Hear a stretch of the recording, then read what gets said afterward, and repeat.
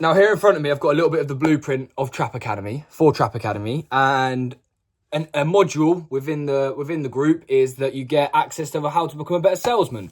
Now, I'm not going to give you it all because some of it needs to be kept for the actual members inside the group, but I will list off a couple of them for you. So, learning the basics of economics. Now, you might think this is a bit weird, and I kind of discovered this accidentally. So, I remember when Gary Economics started popping up on my screen, and I wasn't 100% agreeing in what he was saying, but I was certainly listening to him a little bit. And then I remember I was struggling with kind of how I was conducting myself at property meets.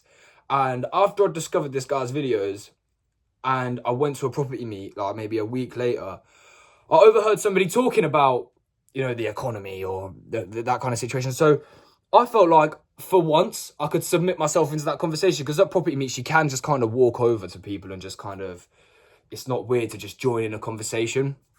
And I felt like people were showing me a lot more respect. And because I'm always the youngest person at these events, and I do struggle to kind of get people to take me seriously, for once, people were actually taking me seriously. And then they were hearing me out with what I actually do, what I was selling. I'll give you one more, and that is, some of you already have this, and some of you are going to have to develop it. It is discovering your confident persona. So me and my pals were chilling at mine, listening to a bit of music, whatever, eating a bit of food, and I'll get a work phone call. And it's very noticeable to them because they take the mick out of me for it all the time. But as soon as I get a work phone call, I become a little bit more enthusiastic. I become a little bit more, you know what I mean? I'm a bit toned down when we're sat eating dinner, but then as soon as I get that work phone call, that's it. Boom. Hi, how you doing? Yep, of course I can help you with that. No problem. And the reason it's important to have these two is because if you're always your confident persona, it's going to wear out. You don't want to have it out all the time. You want to only bring it out in situations that deserve to have that out of you.